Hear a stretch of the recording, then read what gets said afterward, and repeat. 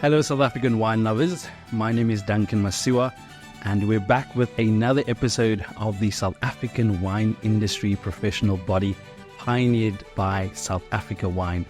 Over the past few weeks, I've been learning about this amazing initiative and how it is set to transform the South African wine industry, and of course, how you can get involved.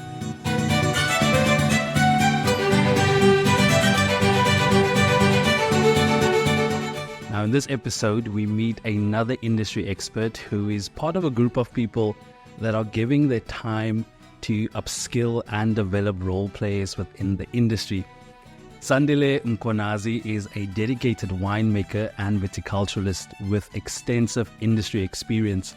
His journey began with a BSc degree in viticulture and enology at the University of Stellenbosch. From 2021 to 2022, he was a B Energy consultant and writer for wine.co.za. He has also managed farms and worked in various winemaking roles, including Vinpro and Groot Constantia. Currently, he lectures in viticulture and enology at the Elsenburg Agricultural Training Institute, mentoring 60 students. Sandile, welcome. It's definitely amazing chatting with you. I did a summary of your amazing CV. You've done so much in the industry. But first of all, how are you? I'm doing very well. Thanks for having me firstly, and I'm grateful to be here. It's been a long, interesting journey. I'm glad I took this decision to study viticulture and enology, and I'm glad that I'm now in a position to actually transfer skills back to students that will become the future leaders of this industry. Yeah. If I had to ask you to write your own story about your journey in the wine industry, how would that story read? I think the start would be pretty hilarious because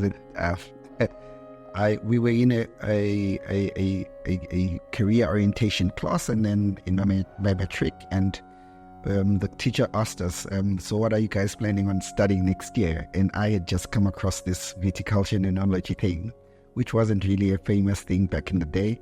So I stood up and I said viticulture and enology, and everyone in the class was like, what is that? I've never heard of that. And then I said winemaking, and then the reaction from the girls in the class was priceless. So I was like, okay, this is definitely something I should study. I'm getting this type of reaction. So that was a start. And I think also one factor that probably played a very big role is that during that time, it was considered a scarce skill in the Black community. So that was another drive that said, hey, I'll do something that not everyone on an everyday basis would like to do. So, and let me take that ride. And thirdly is because I was going to be far from my parents. You were running away. I was running away. We were staying in Tshwane then, and I was like, hey, rather just go down to the Cape and stay in the Cape. And I think that decision came to bite me 2-3 years later because my mom came to work down in Cape Town. So that didn't work out. Yeah. Tell me, I'm sure, over the years, you've had many beautiful and memorable experiences in the wine industry. If you had to select a few, what would they be? I mean, I think the one big one was obviously doing a harvest in Bordeaux. When my friends rave about it, they say, who would have thought this guy would go from coming from a rural area to all the way to being in Bordeaux to make wine for over a period of 4 to 5 months. That was definitely the icing on the cake. I still encourage my students to do a harvest overseas. The other one is when we move through the industry and meet a lot of young, previously disadvantaged individuals, and you have a conversation in passing with them, and you don't really know the impact that you have on them. I think that's the one thing that killed me when a friend of mine called me and said, hey, do you know that one of the guys that we were interviewing here wrote you down as a reference just because you had the conversation with him around wine? Oh, I didn't know about that. And then he was on some podcast in the UK and he mentioned my name again. I was like, okay, clearly that wasn't a fluke. I really had an impact on his life. And I think for me, changing lives in the industry is the most important thing that I can never do. Giving my 2 cents of advice based on the experiences that I have, and also just absorbing the diversity that comes with that industry is something that people undermine, but I think that basically places the wine industry as your oyster in your hand, where you can do anything and everything that you want with the different, levels in which you can play a role in the wine industry. So I think changing people's lives and being open to improving their lives has been probably the biggest thing that has happened in my career in the wine industry. And I suppose, from knowing nothing about the wine industry to now shaping the future of the wine industry in the lecture room where you work with the young minds, I can't imagine that journey has been easy. What are some of the challenges that you've experienced? Well, the first one is AI. Because, let's face it, that the current crop of students are tech savvy. And you might be going on content that you've obviously read and researched about over a period of time, and it just takes a couple of clicks for them to say, but sir, what we're getting on the net is this. So I think just trying to get the integration of the traditional way of learning with this new tech crowd that's coming into the space has been a bit of a challenge, but one that I accept boldly, because now all of a sudden the teaching learning process becomes a TEDx type of teaching learning process, whereby we are engaging on a subject matter, and in that way the student gets to understand the content much more better. I think back when I was at university, I think one of my physics lecturers, I think Dr. Rense, said to us, if you cannot take scientific phenomena and put it into real life, then you don't have to be in this class. Because we want you guys to go out there and solve problems. And some of these problems will need you to have a critical way of thinking, because only then will you be able to solve those problems. So we try to make sure that by the time they get out of our classroom, they hit the ground running, and they know exactly how to fit into the industry. Yeah. What would you say is the most important skill that has brought you this far? People skills would be probably the top of the chart, and I'll say why. We graduate with an expectation that we'll get this big fat salary. I'll be issuing out instructions to people: move this way, move that way, move this way in the cellar. My first harvest job was at Spear. I worked with Johan Jordan and with Godfrey Singo, who was the assistant winemaker at that point in time. And the one thing that Johan said to me was that, Sandile, I cannot let you go by without cleaning the floors, without rolling a barrel, without emptying a tank. Because these are instructions that you have to give to someone at some point in time. The least that can happen is that you know exactly what it is that you want these people to do. And not only that, he then added one dimension that I think a lot of people tend to miss. He said, all these farm workers that you have in this cellar, combined, they have over 100 years of experience in the wine industry. No degree. But they've been in this industry. They know this industry in and out. Get as much knowledge from them as you possibly can. Have lunch with them. Do not put yourself high just because you're a graduate. Try to get as much knowledge from them as possible, because in the winemaking sport, it's a team effort. If you base things on assumption and not because you interact with people, you might find yourself making the most horrible wine with the most greatest grapes that you can ever get. So that was something that said, okay, for me to get any way in this industry, I have to know the people I work with. I have to know the team that I'm with in this space, because I am as good as my team. I am as good as being part of that team. And I have to obviously contribute into making sure that we achieve the goal that we need to achieve within that space of whether it be the cellar or be in the vineyard. So it's a team sport. You're definitely on the money there when it comes to about the wine industry being all about teamwork. And I suppose that is exactly what SAWIPB is doing, understanding and recognizing the importance of teamwork. and you then also playing a role there. Take us through what your role is in the committee at SAWIP.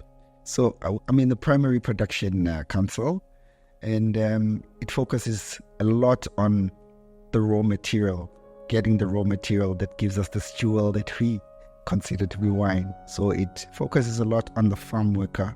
It focuses a lot on the viticultural section, because the viticulture part is where we get our crop. And obviously upskilling people within that space so that they actually can have a skill set that can be recognized by the industry and obviously recognized by everyone within the winemaking space. So I think the role that we really playing there is to make sure that there's a qualification framework that is linked or conjoined to the skill sets that people have.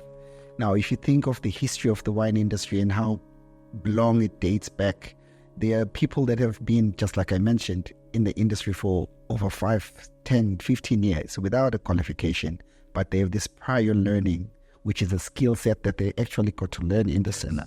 How does one quantify that? How does one put value into that so that even when this person walks in the cellar, he holds his head up high to know that with the experience that I have, I can equate it to a certain education level, which then will empower me not to just be in the same cellar for the next 20 years, but obviously to move over to another cellar where I can better my career and actually go for greener pastures. So it breaks down that barrier of people saying, this is the only cellar I've known for the past 10 years. I can't go to another cellar. It gives them an opportunity to say, hey, the wine industry is wide. Why let me not try and get a job in a different cellar and see how that can add value to the already skill set that I have and to the experience that I currently have. So I think that just creating that platform where you're leveling things up for everyone. And not only because you're leveling things up, it also then links to the remuneration. Because now, all of a sudden, a person who has been considered for a long period of time to be a general worker is not just a general worker, is a general worker with his skill set and experience linked to a qualification, which I think will definitely empower people going forward. It's definitely groundbreaking work, and I'm excited to see and hear some of the success stories that comes from it. But, if I had to ask you, what about SAWIP made you raise your hand and say, this is something that I want to be a part of and use my skills and volunteer my time and expertise? So I think SAWIP ticked a lot of boxes, and especially when it comes to upliftment, skills and development, teaching and learning, which is a space that initially I never thought I would be in. But when I saw that there's a platform within the industry to empower our people in terms of skill set, in terms of development, I was like, I would like to play a part in that. With the little experience that I have, and with the vast people that I've met within the industry, I felt that chances are I can, put a token in that will just maybe change one's life and actually better one's life in the industry. And also, it's just a system in which you pay forward. I'm where I am because someone believed in me. So why wouldn't I want to extend the same to someone else? Yeah. Talking about that, the impact that it has on the lives of people that work in the industry, sort of giving your time and your expertise, how do you see that contributing to the wine industry as a whole going forward? I think what is much more important for me is professionalization. When you can, the day we consider a general worker in a farm as a profession, the day we give hope to someone who says, I have been on this farm for the past 10 years. I have a piece of paper that I can look up to and say, for the past 10 years of being in this farm, this is what I came out with. Experience is fine and fantastic. That's word of mouth. If one says they worked at my farm, and if I don't get the call to be a reference for that, then unfortunately it's just their word against mine. But if there's a piece of paper that says, this person has the experience, has the skill set, they have been evaluated in line with their skill set to make sure that they have this qualification. That for me is everything. As long as we can get that, then we're definitely good. Yeah. It's definitely powerful what it means for people that have been working in the industry for 10, 15 years, but they were never able to go and study. And finally, here is the structure that allows them to have that kind of qualification. Definitely. If I had to talk to you about industry challenges, what would you say are some of the key challenges that the wine industry, maybe looking at primary production specifically, that the industry is facing? And how do you see those challenges sort of evolving over the years? So I think the biggest thing that we tend to want to move towards is efficiency. Mm-hmm. And when I say efficiency, is saying producing in the most efficient way, cost-effective way, because it's what I say to my students, that if you are not going to save the farmer any money in any way, it becomes a problem why he should be hiring you, because you are now going to be an extra cost to him. But if you come with ways and innovations that will make sure that he can save money. So if you look at it from the general worker point of view, managed farms, and where I've managed farms, you set a platform where you say the workers can talk to you about the work that they do on the farm. And once workers move from saying, a farm manager saying jump, and they say how high, by saying why should I jump, that is the important part, because that is now creating a platform for learning. Because now he's not just spraying just because you said he should spray. Yeah. He's spraying because he understands that there's a need to spray every 2 weeks, because the efficacy of this pesticide or whatever it is that you're spraying is going to be seen in the vineyard, and then give a assurance to the farmer that he will have the right crop. So once we start getting workers that start questioning why, that is actually something that we need. So not everyone accepts that challenge, because it's more like it's an instruction, just do it. But the moment we realize that that is a learning opportunity for the worker, the moment we embrace that, I think the industry will be untouchable, because then all of a sudden you'll find that the guy who just came in here as a general worker is empowered in his thought process. He now thinks before he takes an action, and the quality of work that then he puts forward is going to be exceptional, because he will now know why he actually does it, than for him just to do it for the sake of just doing it. So that will be the first one. The second one, we do not embrace our diversity. I think that's a powerful tool that we have there. The fact that we're in a country with 11 languages, and we should embrace that. We should know that that is the country that we live in. Not only will it be beneficial, but then it increases the pool of labor, the force that we can attract into the industry, instead of us just being limited to the Western Cape. I never grew up in the Western Cape, but I was attracted to the Western Cape. Therefore, any other person that comes after me will say, hey, if he can make it in the Western Cape, if he can make it in the wine industry, then definitely I can. Yeah. I think we need to really grapple with that. And the third part is that women are coming to the fore. We should embrace it.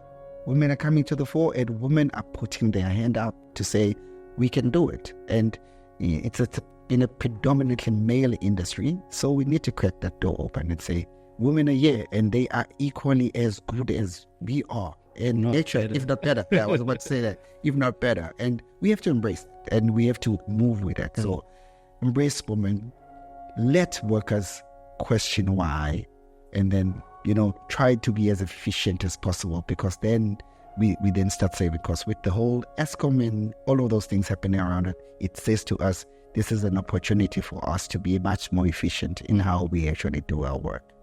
Someone's listening to this or watching, and they're inspired by how you contribute to the sustainability of the industry, and they want to do what you do. What's your message to them?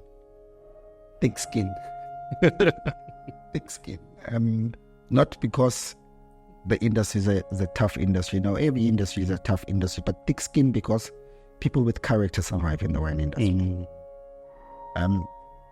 When I graduated, and my best salary was, I won't mention it, but it was, I'm like, really? 2 years of studying so hard to get a degree. And I have my friends who are engineers, and my first salary is And when I told my mom, she's like, hey, but dude, that's what you chose. You were there for 4 years. That's what you deal with. But then there should be an element of trusting the process. You know, in the wine industry, there are no fly-by-nights. You aim your straps. You do the hours. You taste the wines. You go through hundreds and hundreds of wines to, build up that knowledge that you then have, which then becomes a reference for yourself. Not only that, you meet great people who have been here for a longer period than you are, and they obviously empower you. And I think from a technology or knowledge transfer point of view, that is just a tool that not many industries have. We have the power of having 20 bottles of wine from 20 wine farms and engaging on them and going in detail with the viticultural aspects, with the winemaking techniques, with the wood regime, and all of a sudden it's not just 20 bottles of wine, it's 20 winemaking styles, it's 20 viticultural practices, it's 20 soil types, it's 20 cultivars. It's broad. It then empowers you, because all of a sudden you say, I never really thought about Cabernet Franc in this way, but after having the conversation with the winemaker at Warwick or with the winemaker from a specific farm, I'm starting to look at this grape differently. So you then walk away with a lot of value by just engaging with the people that we have in the industry. Yeah. Looking ahead, what does the future of South Africa's wine industry look like? Maybe looking at it at a perspective from primary production, but also the young minds that are coming into to the space. We have a great future ahead of us. I'm fortunate that I'm working in a think tank type of setup where I'm seeing the faces that will come through in the future, and I listen to their questions and I listen to their approach. They rough diamonds, but they need to be polished. And we then hope that when they get into the industry, they'll land into the right hands that will polish them and make sure that this future is good. The wine industry has unlimited potential to go really far. If you're looking at from a primary production point of view, we have a lot of lessons to learn from the old wine regions, from the new wine regions, from the old guys that have been in the industry. There's a lot that needs to be learned. There's a lot that needs to be still implemented so that we know that we actually have a sustainable wine industry. And I think the one thing that I would like to push more is to get more South Africans drinking South African wine, to get to a point where what wine is for the guys in France is for us here, for every individual. If I'm going for lunch at Spur, let me have a glass of wine. If I'm going for dinner somewhere, let me have a glass of wine. If I'm celebrating somewhere, let me have a MCC from Grambek or from Lud. We need to get to a point where, as South Africans, we appreciate the sunshine that we have that's expressed on our wines, the long summers that we have that's expressed on our wines, the hard work that the viticultural workers go through when they are pruning, when they are canopy managing, when they're doing all of that, because all of that is expressed in just one bottle of wine. And I hope that we will embrace that and actually share it with all South Africans. On that beautiful note, there you have it, Sandile Mkhwanazi, lecturer in viticulture and enology at the Elsenburg Agricultural Training Institute. The sustainability of the wine industry is not just about vineyards and the environment, but also about recognizing and investing in the human capital that drives it. This initiative aims to enhance the skills, the knowledge, and professional growth of those working within the industry, ultimately ensuring a thriving and sustainable future. Now, where there's wine, there's definitely an enormous amount of progressive thinking. So stay tuned as we delve deeper into this exciting journey.